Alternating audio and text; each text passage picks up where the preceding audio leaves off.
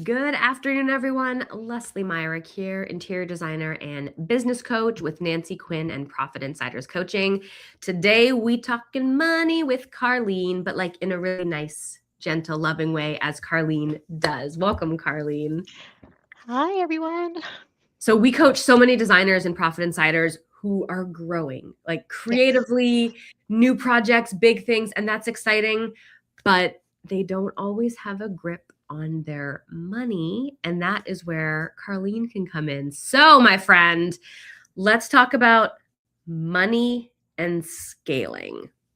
Yeah, because a lot of interior designers, they're growing creatively. And a lot of them have started their business part-time, and then all of a sudden they had like success, kind of sometimes almost overnight, it seems like. And so when it's a part-time business, you don't always think about putting financial processes in place. So when you Yeah. grow, it's like, oh shoot, I got to catch up on this other part of my business. And that's kind of where a lot of times when people get referred to us from you guys is because that's where they are. So yeah, they feel like Yeah. their finances are a mess, and we try to help them make it less of a mess. Yeah, which is the goal. And I appreciate that. Okay. So designers, I mean, most of us, not all, but most, I would say, struggle with finances. Money is not why we got into design. Mhm. Creativity, color, pattern, texture is. So, what are some of the common money mistakes, financial mistakes you see interior designers make as they grow? Because you can only Yeah, fly by the seat of your pants so long before the mistakes you're making or the things that starts you're to not doing catch up with you. right. Yeah, Okay, exactly. exactly. Yeah, and having worked, we have about 60 plus clients right now in our firm, and half of those are actually interior designers. So I've Wow. kind of seen like what works, but also what kind of keeps people up at 2 o'clock in the morning, kind of panicking. And so you ask, what are some of the common financial mistakes they make? Number one is always going to be not separating business from personal. Everyone, when we get into business, we're like, I'm just going to grab this card. I'm just going to pay it this way. I'll figure it out later.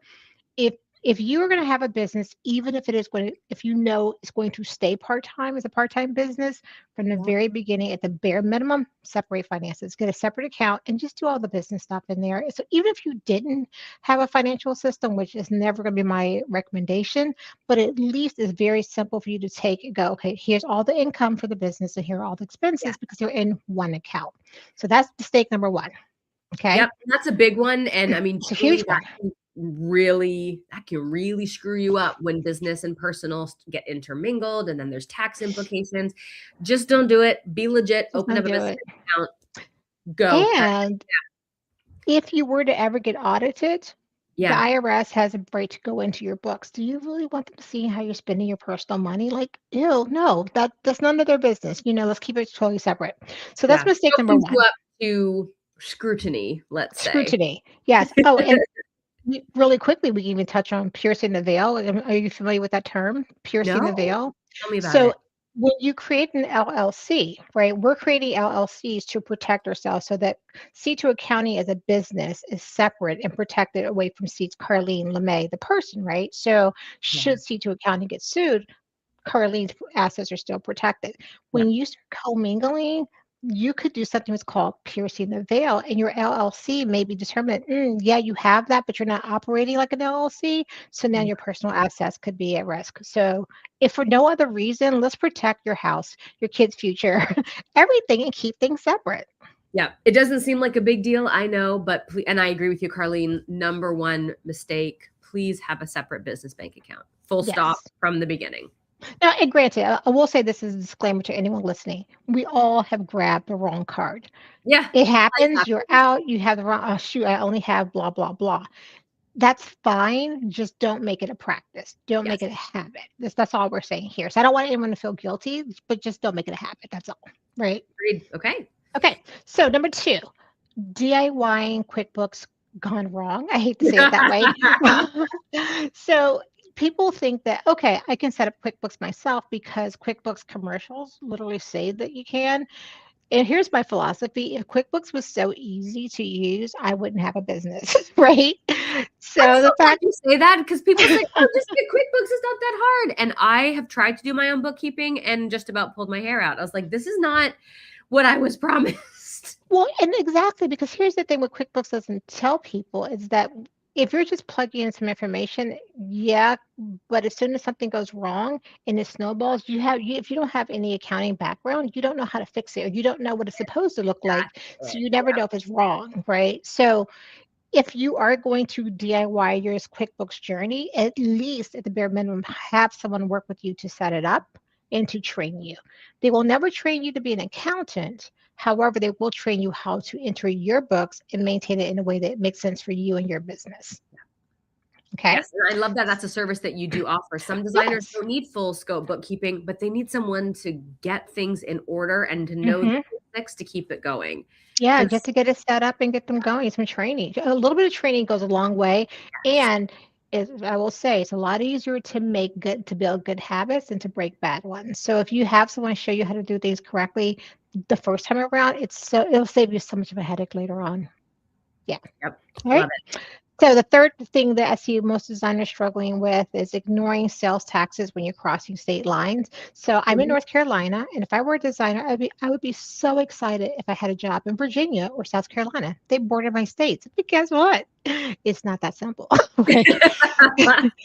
We have 50 states, 50 different tax, jurisdictions, and Yeah, inside those 50 states, there are county taxes. And so you really need to understand what the tax implications are before you do a sale in another state. When I say sell, I mean usually selling products. And even in some states, it's also services. So services. before you say, okay, client Jane Doe, I'm so excited to work with you, just take a second to figure out what the sales tax implications are in that state, just to make sure you're compliant, because it can Yes. bite you in the butt long And term. by take a second, you mean talk to a professional, I hope. Exactly. Because And you can even Google getting that on a stuff, call, but don't. no, you don't. But even getting on a call with the Department of Revenue in the state you're considering working in, most Department of Revenue officials will give you advice because they want the money. They want to make sure Yeah, that if they're owed taxes, you are collecting it. And and I know a lot of states, and I don't know if this is only if you already have an account there, but it's called a letter of determination. So let's say you've talked to 3 different bookkeepers and you get 3 different answers. Go yeah. to the Department of Revenue, explain your situation, and you can actually have them give you the answer in writing. So now you have it documented.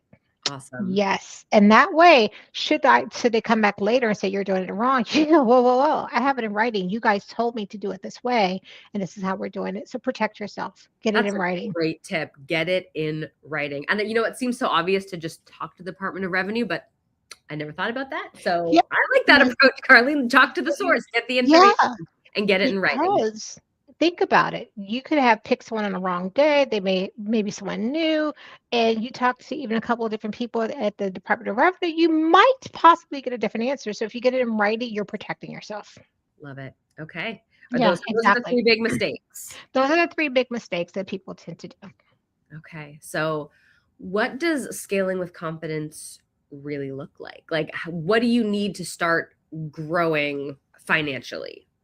Okay, so if you've addressed kind of the mistakes when it comes to how you're struggling with finances, and you're like, now you're in that growth mode, what does that look like? Mm, So I would say having clean financials, clean QuickBooks is definitely a tool as you're in the growth phase, because one of the things you'll find out as a interior designer as you're starting to grow is making money does not necessarily translate to being profitable.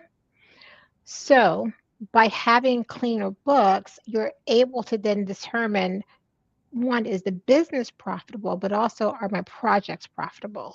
So I yeah. think that's super important, and not just having books, but also actually going in and reviewing them. Um, you know, doing it and but never paying attention, never looking at reports, it doesn't really help you. So you have to kind of put on your CEO hat, as much as sometimes we don't want to. We just want to stay in designer mode, putting on the CEO hat and saying, how can I use this information to actually change the trajectory of my business? And by default, change the trajectory of your financial life, Yes. right? Because that's why you're in business. You're in business to make money. Yeah. So let's make money, and let's make sure that we're kind of doing that.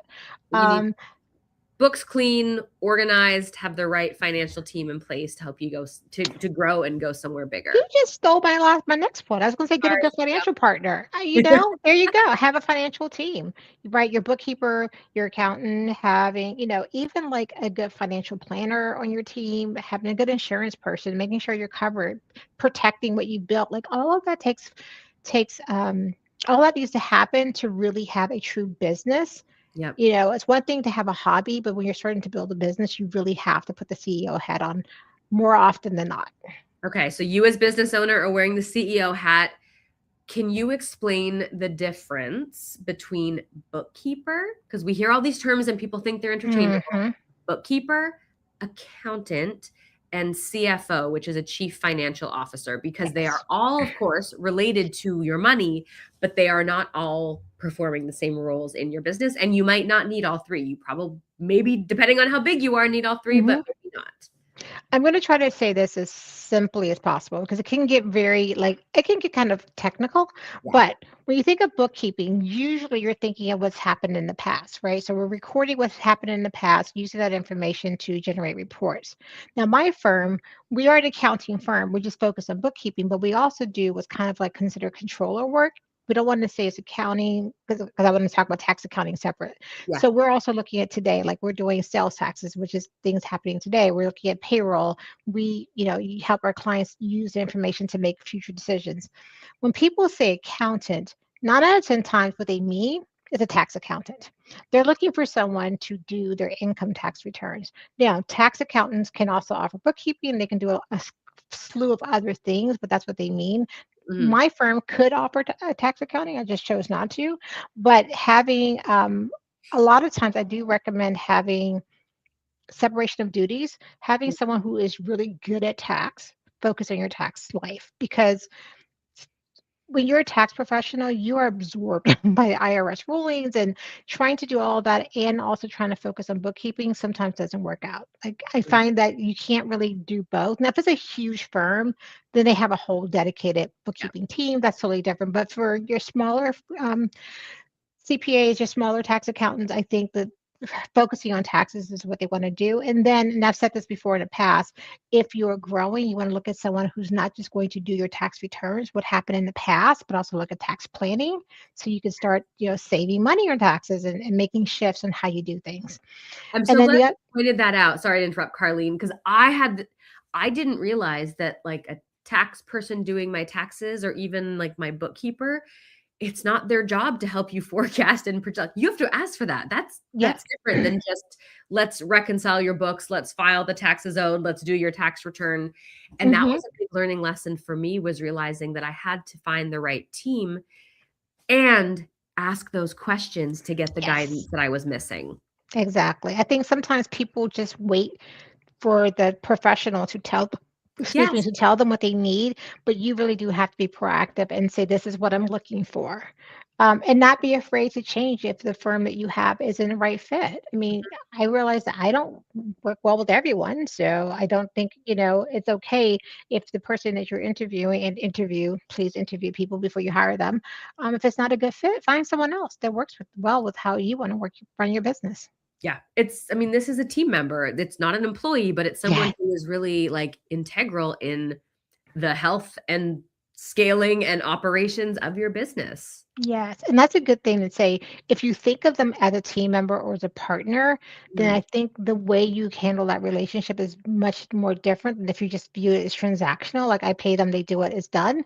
But if you lean into their expertise, it can definitely really benefit you and get, I think, more returns than what you're actually paying for. yeah. Because, we go above and beyond for our clients. And I was just saying earlier before we got on live is how I've become friends with a lot of my clients because I want to make sure that they are taken care of, that they're cared for. So lead into those relationships. Yep. I love that. And you need a great team. So if you're a designer watching and you're like, yeah, like, this is good. Like my business is growing. I'm making money. Like I want to get bigger. Carleen, what do you and your team do to help with scaling? Because these are all like those fancy business words, like we want to scale, blah, blah, blah, Right. revenue. What does that actually practically look like for an interior designer to work with someone like you and help them scale?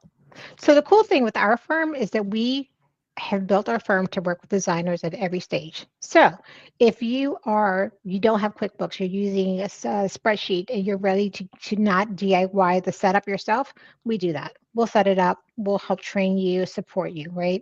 If you already have your books and you think I'm not big enough to outsource, but I don't want to do it alone and that I want to have someone in my back pocket that I can reach out to, Mm. two, we have now what's called our monthly foundations review tier, where we will go in and support someone. We will clean them up. We will do some training. We are there to answer questions without them having to Google things and go to QuickBooks and try to figure it out themselves. Yep. And then quarterly, we do a review call. So they're getting that one-on-one answers to questions. And we're telling them monthly, like, hey, this is what we saw in your books. It was wrong. This is how you fix it, so that they're kind of being supported. And then as they grow, they Yeah. can move into monthly. And as they grow and they're ready to start tracking things on a project level. So we literally can grow with you as your business grows, because once you find a good partner, you want to hold on to them.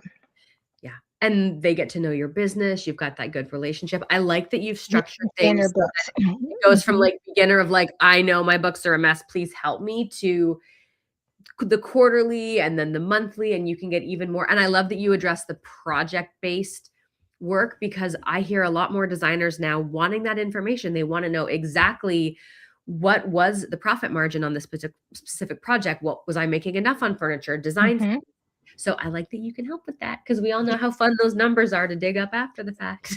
Yeah. When you don't What have do the you guys progress is it called, review. you guys call it an autopsy, right? Is that the term that you use? I think I some think people. people do. Nancy Yeah. has a tool called the Job Profitability Analyzer that we have Oh, available. So I we like the very fancy term. It is fancy. It also scares people because it means having to find numbers. So I'm hearing more and more designers wanting this information. So I Yeah. love that you can get them to that level too. Yeah. It's smart. It's very smart on their It part. is. So Okay. cool. So all right. So we've talked about big struggles, what it actually looks like to scale with confidence, how you guys, C2 Accounting, help designers scale. Yeah. You got time for a few questions that have come up from our Sure. designers in Nancy's coaching world? Yeah. Okay. These are just a few examples. I've taken these from, multiple sources, but these are the general questions we get a lot of. Fire away. What financial reports do I actually need to look at monthly? Because my bookkeeper sends me stuff and I don't know what to do with it. At the bare minimum, profit and loss, and also your balance sheet. At the Okay. bare minimum. Yeah, those two. Okay. And you're just looking to make sure that you're not in loss. Yeah, and you want to make sure. Well, here's the thing. What we'll say is if you are an interior designer, you understand that money's coming in one month and then procurement's going out the door another month. So when you're looking at it on a month-to-month basis, you may see a loss on a particular month, but you also want to make sure that you're looking at it on a year-to-date basis. So hopefully your bookkeeper is not just sending the report for that month, but also a year-to-date as well. So you can see a more holistic. Yeah.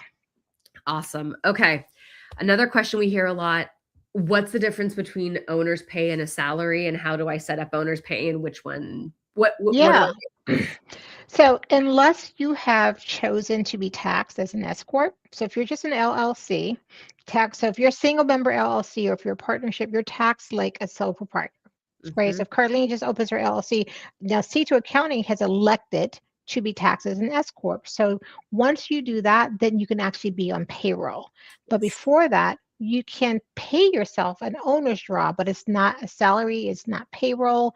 You can't do payroll taxes, none of I was that. just You gonna say just you're not contributing to Social Security and payroll. well, Oh, you will on the back end when you do your yes, but taxes, not right? But in your paycheck exactly. like you would if you were an employee of Exactly. the So company. if you have not elected to be an S corp, please do not set yourself on the pay. Like, don't go to Gusto or QuickBooks Payroll. I've seen people do that, and they just think I'm going to do this, and like, no, legally you can't. So yeah, Wow, okay, that's great advice. I didn't yeah, realize it's you had yeah. to be an S corp or filing as an S corp to S be corp or C corp, you on have to be a corporation for you as the owner to be on salary. payroll. Okay, so then Mhm. how does owner's draw fit into that? If you move to payroll, does everything go through payroll? Do you still take an owner's draw? Is it a minute? Yeah.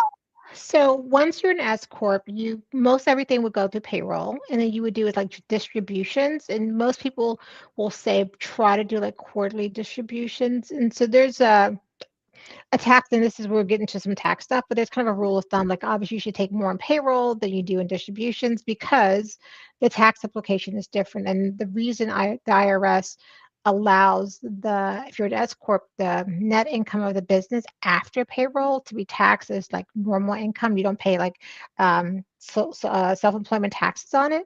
Yep. So by law, you have to pay yourself more in salary than you are taking as like owner's draws or distribution. So again, that's when you want to talk to your tax accountant so they can Yes. give you that exact number, but that's kind of the rule of thumb.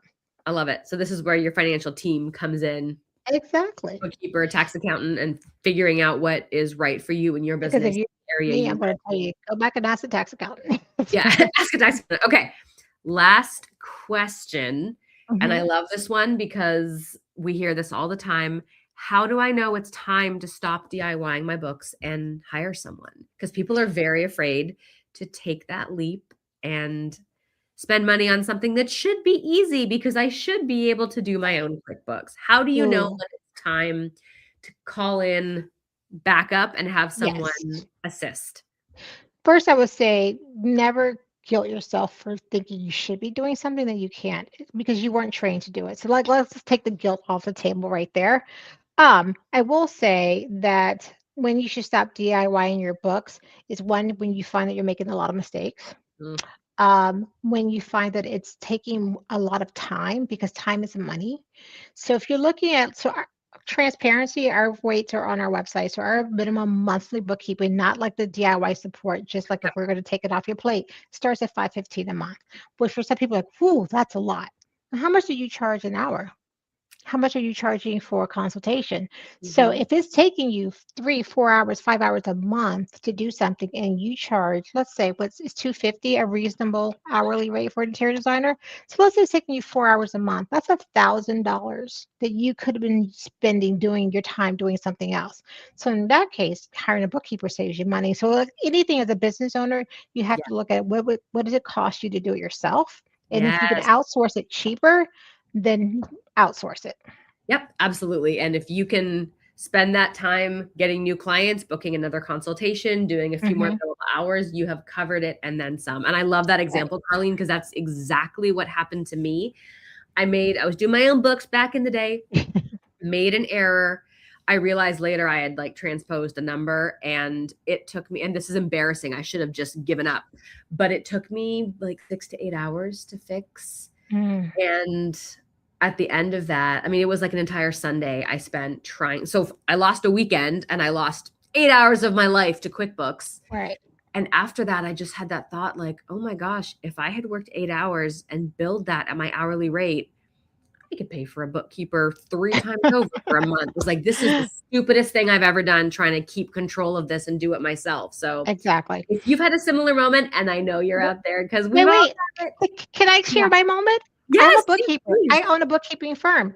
One of my team members does our bookkeeping because I don't have time to do my own bookkeeping. Like seriously, I got behind on my own stuff because, now granted, it takes me a lot faster to catch up. But I Yeah. was like, you know what? It's even time for me as a business owner to say, you on my team, I'm now your client. If you will do my Yep. books like you do everyone else's. Yeah. So I love it's it. it's a business owner thing. It's not the fact that I can do it. Yes, I'm way more qualified to do it, but I as a CEO, I have more important things to do than doing my own bookkeeping. Mic drop. That's the same I thing need to get a I need to get a here. mic just to do that next time. Virtual microphone drop. Yeah. This was awesome and so in depth about finances and taxes and scaling and growing and what you need to know. So if you missed the beginning of this, please go back and rewatch it. I love, Carleen, that you are empowering designers to grow and scale financially in whatever way works for them. It's not Mm, you must have a bookkeeper. It's you might just need some support getting set up and then evolve. But the bottom line is if you want to scale, you have to have a handle on your finances, whether you are doing it, whether you have a team doing it. You cannot grow if your money is messy. there you go. I have nothing to add. All right, Carleen, thank you. If anyone is interested in Carleen's services because she's incredible, C2 Accounting is her firm name. And if I'm not mistaken, you have a really great blog post that ties into what we talked about today as well, correct? Oh, I don't that's a know. good question. There was I a don't link know. here, but it's a Maybe, long link, so I'm not going to say it yeah. out loud, but just it's It'll be bookkeeping. it'll be in the show notes. You'll Yeah. find it. Exactly. It'll be in the show notes. So if you're thinking about expanding, go back and watch this. This is the financial advice you need before taking that next step. So Carleen, Yes. thank you so much for being here. Thank you for And having we me. will see you again in the new year. Bye, everyone.